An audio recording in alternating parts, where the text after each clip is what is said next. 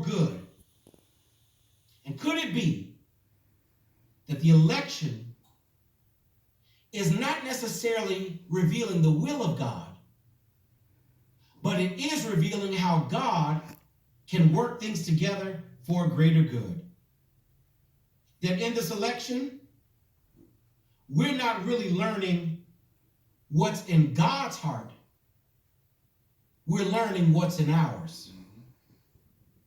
That whether it's Joe Biden or Donald Trump, there is a problem in the soul and the heart of America that must be addressed by whoever sits in that office and by the people that elected him. The reason this election is so close is that it is revealing who we really are and who we are not as a nation. And today I want to challenge you to not be so focused on the election results that you miss the election revelations. Let me say that again. Don't be so focused on the election results that you miss the election revelations. This election is revealing something about our nation that must be healed and dealt with. I see a few things, and I encourage you to add to this list and have discussion with friend and family. But let me share with you at least 3 things I think this election is revealing about our land that we must deal with. 3 things that I think God is using this election to open our eyes to, that we must deal with. Number 1, this election is revealing the denial of the reality of racism. This election has revealed the denial of the reality of racism.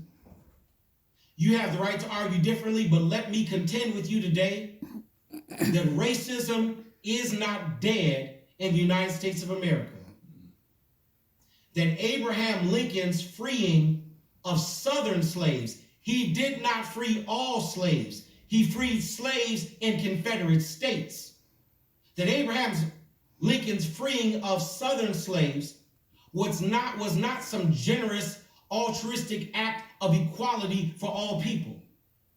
I would argue with you that racism did not die with the passing of the Voter Rights Act or the Civil Rights Act in the 1960s.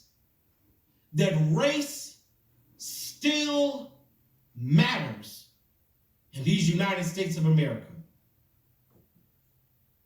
I don't know how much weight you give it, but exit polls showed that only 3% of those who voted for Donald Trump identified race as a factor in their decision.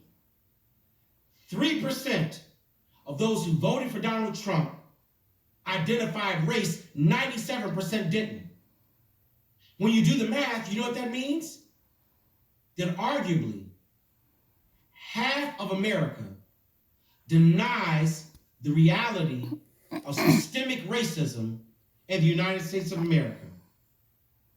Nearly half of America can see the killing of unarmed black women and black men by police when white offenders with the same behavior are peacefully arrested, and half of America can say it had nothing to do with race.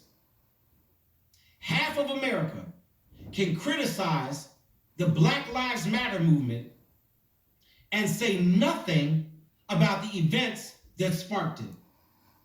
Half of America will deny that race has given them privilege and would argue that the playing field is level. Half of America denies that racism is a real force and factor in daily American life. I was very moved by a book by Christian Smith and Michael Emerson called Divided by Faith. And in that book, one of the things they argue as sociologists is that white evangelical Christians, deny the existence of systemic racism and reduce it to personal prejudice between two people.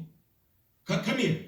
That the majority of white evangelical Christians deny that race is systemic, and rather they argue that racism is really just prejudice between two people. And therefore they say things like this: well, since I'm not racist, and I've never enslaved anyone, and I don't discriminate, that race does not really exist at a systemic level in the United States of America. It's the mindset that it's personal and not systemic that allows you to deny biased racial profiling of police officers. It's the belief that it's personal and not systemic that allows you to ignore redlining policies of lending institutions. It's the belief that it's personal and not systemic that allows you to justify mass incarceration with an ignorance of how black men were criminalized after the Civil War in order to replenish free labor for white landowners. It is the belief that it's personal and not systemic that allows you to stereotype single black mothers as lazy welfare recipients.